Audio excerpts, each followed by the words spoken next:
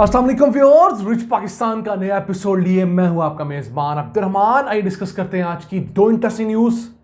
वज़ीर आला खैर पख्तूनख्वा ने सूबे में ज़ेर तामीर एक नहर के फ़ेज़ 1 को मुकम्मल होने के बाद खोल दिया है। ये नहर 20 लाख केनाल रकबे को सैराब करेगी। इसकी मज़ीद तफसीलात हम आज की वीडियो में आपके साथ डिस्कस करेंगे और इसके अलावा चंद गुजारिशात हम बलूचिस्तान की कच्ची केनाल से मुतल्लिक भी करेंगे वीडियो में आगे जाकर। आज की दूसरी खबर, कराची के अंदर हर कोई बोर खोद रहा था, यानी पानी निकालने के लिए बोर खोदे जा रहे थे। जिन जिन इलाकों में पानी मौजूद है उसके ऊपर हुकूमत ने पाबंदी लगाई है। अब कौन बोर खोद सकता है और कौन नहीं, वो तफसीलात हम आज की वीडियो में आपसे डिस्कस करेंगे और ये अच्छा हुआ है। ये क्यों, आपको प्रोग्राम के दूसरे हिस्से में बताएंगे। लेकिन पहले चलते हैं खैर पख्तूनख्वा के ज़िले स्वाबी, जहाँ पर वज़ीर आला ने एक नई नहर को खोल दिया है आवाम के लिए, और ये नहर है Pehur high level canal extension project. इसके तहत मज़ीद 20 लाख केनाल बंजर रकबा जो पहले बारानी था, बारिश हो जाती तो वहाँ पर काश्तकारी कर ली जाती थी, उसे बाकायदा तौर पर नहरी निज़ाम के ज़रिए काश्त किया जाना है। अब ये जो एक्सटेंशन का प्रोजेक्ट है ये तकरीबन 80 किलोमीटर तवील है। इसका फ़ेज़ 1 जो है वो मुकम्मल हुआ है।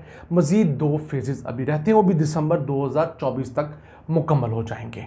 अब इस एक नहर के एक्सटेंशन की वजह से 75,000 ख़ानदानों को बेहतर रोज़गार, बेहतर मईशत मिलेगी। देखिए नहरें किसी मुल्क के अंदर कितना अहम किरदार अदा करती हैं। इस नहर के लिए भी एशियन डेवलपमेंट बैंक ने फंडिंग की है।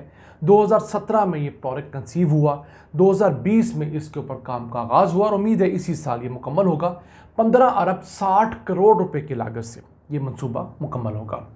इस नेटवर्क के ज़रिए 96% रकबा जो है वो ज़िला स्वाबी का और 4% ज़िला नौशहरा का इरिगेशन के अंडर आएगा। अब चूँकि ये एक्सटेंशन का प्रोजेक्ट उन इलाकों को सर्व करेगा जहाँ पर पहले एज सच नहरें नहीं थी, तो उन इलाकों के अंदर 106 खाले बनाए जा रहे हैं नहर से आगे पानी की डिस्ट्रीब्यूशन के लिए, और हर खाले के ऊपर लोगों को एक वाटर यूजर एसोसिएशन के ज़रिए अटैच किया जा रहा है ताकि वो पानी को माप सकें, जांच सकें और आपस में तकसीम कर सकें ईमानदारी के साथ। इसके अलावा इस पूरे एरिया के अंदर 100 ऐसे डिमॉन्स्ट्रेटिव प्लॉट्स बनाए जाएंगे जहां पर हाई इरिगेशन एफिशिएंसी, इसके अलावा प्रॉफिटेबल एग्रीकल्चर और ट्रेनिंग दी जाएगी ताकि किसानों को पता लगे कि कम से कम पानी खाद के इस्तेमाल से वो ज़्यादा से ज़्यादा किस तरह अपनी प्रोड्यूस ले सकते हैं। और ये खैर पख्तूनख्वा के अंदर स्पेशली इन 2 अजला में एक बहुत अच्छा इजाफा है। इसके साथ साथ आपको कच्ची केनाल से मुतालिक बताते चलें, क्योंकि हमारे बहुत सारे नाजरीन बलूचिस्तान में भी हैं, वो हमें गाहे बगाहे कॉल्स करते रहते हैं, पूछते रहते हैं। तो कच्ची केनाल के फ़ेज़ 2 और फ़ेज़ 3 से मुतालिक अभी वापडा खामोश है। हम ज़ाती तौर पे कोशिश कर रहे हैं कि वहाँ से कोई ख़बर आए कि फ़ेज़ 2 कब शुरू होगा, फ़ेज़ 3 पर काम कब शुरू होगा, लेकिन हमें अभी तक कोई ख़बर नहीं। जैसे ही हमें कोई मुसद्दिका ख़बर आएगी जो ऑथेंटिक होगी, हम ज़रूर आपके साथ शेयर करेंगे। हम बाकी यूट्यूबर्स अपने दोस्तों की तरह नहीं हैं कि हवा में कोई बात आए तो उसको आप तक पहुंचाकर चंद व्यूज़ ले लें। हम कोशिश करते हैं कि जो ख़बर हम तक पहुंचे उसकी अखबारी ख़बर या वीडियो या तस्वीर आपको ज़रूर अपने इस प्लेटफॉर्म पे दिखाएं ताकि आपको पता लगे कि ये ख़बर मुसद्दका है। इसके अलावा आइए चलते हैं कराची, जहाँ पर ज़ेर ज़मीन पानी का मसला बढ़ता जा रहा है। चंद इलाकों में अभी भी ज़ेर ज़मीन पानी मौजूद है और वहाँ लोग बोर करवा के पानी निकाल लेते हैं, लेकिन उसका नुकसान ये है कि लोग इस कदर बड़ी मिकदार में पानी निकालते हैं कि उन्हें पानी की कदर नहीं होती, पानी का ज़िया होता है। तो अब कराची वाटर सीवरेज कमीशन जो है उसने ऐलान किया है कि कराची के अंदर 5 कैटेगरीज़ हैं पानी हासिल करने वालों की, और उन 5 में से 4 ऐसी हैं जो अब खुद बोर नहीं करवा सकेंगी। कौन कौन सी कैटेगरीज हैं?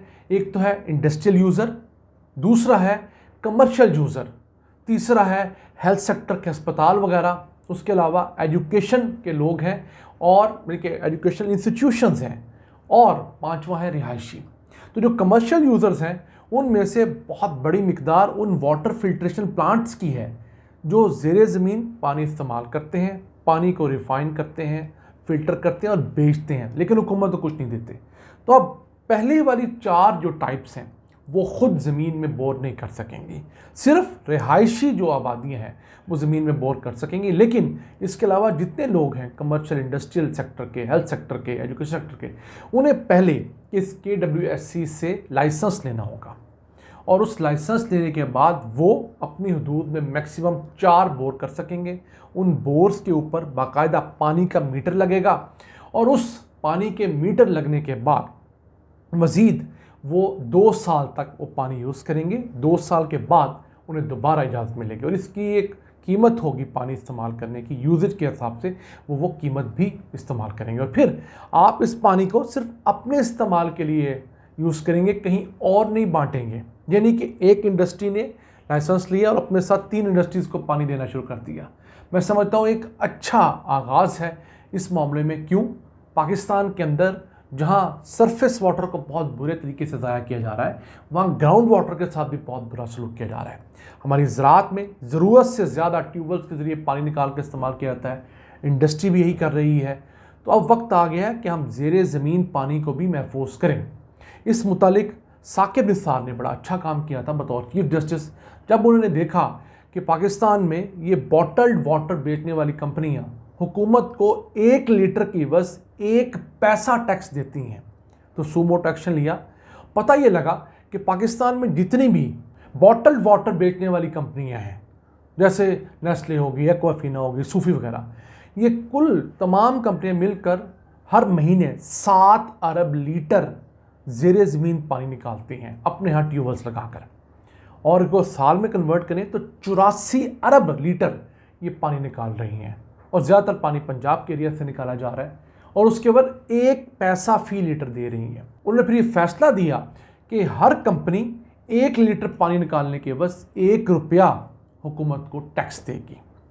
आई डोंट नो वो अप्लाई हुआ या नहीं हुआ, इम्प्लीमेंटेशन के मसाइल तो हैं। अब ये बड़े बड़े ग्रुप्स हैं, नेस्ले वगैरह हो गया, इन पर इम्प्लीमेंटेशन करना भी तो मुश्किल है ना। तो 84 अरब रुपये पंजाब की हुकूमत को हर साल इस वाटर टैक्स की मद में सिर्फ बॉटल वाटर कंपनियों से आ सकता है। इसके अलावा यही चीज़ एनर्जी सेक्टर में, पावर प्लांट में इस्तेमाल होने वाले पानी के लिए की जा सकती है। पल्प बनाने वाली फैक्ट्रियों में पानी बहुत इस्तेमाल होता है, पेपर बनाने वाली फैक्ट्रियों में इस्तेमाल होता है, सीमेंट में, शुगर में, एथेनॉल में, न जाने कौन कौन सी फैक्ट्रियों में पानी बहुत कसरत से इस्तेमाल होता है। वहाँ पर भी इस कानून को लगाना चाहिए। और 1 रुपये फ़ी लीटर कुछ भी नहीं है। इसके साथ होता क्या है कि कंपनियां अपने पानी को रिसाइकल करने के ऊपर भी तवज्जो देती हैं। नेस्ले ने अपने यहाँ पानी को रिसाइकल करने पर तवज्जो दिया, जो कूलिंग के लिए इस्तेमाल होता है। जब आप पानी की कीमत बढ़ाते हैं तो ऑटोमेटिकली पानी की कंजर्वेशन शुरू हो जाती है, वरना उससे पहले लोग मादर पिदर आज़ाद होते हैं। अब आप सिर्फ ये देख लीजिए कि लाहौर के अंदर या पाकिस्तान पूरे में आधे लीटर पानी की बोतल जो है वो 50 रुपये की है कम से कम। दुकानदार 60 की बेच देते हैं, लोगों को लूट भी रहे हैं। तो देखिए, आधा लीटर अगर कंपनी 45 रुपये के दुकानदार को दे रही है तो 1 रुपया ट्रिप टैक्स दे रही है, 44 रुपये वो अपनी जेब में डाल रही है। उसमें से उसकी कितनी कॉस्ट होगी? 10 रुपये, 20 रुपये। मुझे तो कुछ लोग बता रहे थे कि जितना मुनाफा इस बॉटल्ड वाटर को बेचने में है, किसी और ड्रिंक को बेचने में है ही नहीं। क्योंकि इसमें आपने करना क्या है, ज़मीन से पानी निकालना है, उसे आपने फ़िल्टर करना है, चंद मिनरल्स ऐड करके बॉटल के अंदर बैन करके भेज देना है आपने। जूस के अंदर तो आपको बहुत पैसा लगाना पड़ता है, कुछ चीज़ें आपको डालनी पड़ती हैं, थोड़ा बहुत पल्प डालना पड़ता है, कुछ एसेंस डालना पड़ता है, कुछ प्रिजर्वेटिव डालने पड़ते हैं। बॉटल वाटर में तो डालना ही कुछ नहीं पड़ता। तो नाज़रीन, ये था आज का एपिसोड। हमें उम्मीद है आपको पसंद आया होगा। अपनी सजेशंस, अपनी आरा से हमें आगाह रखा करें। अपने मेज़बान अब्दुल रहमान को इजाज़त दीजिए। अल्लाह के बाद।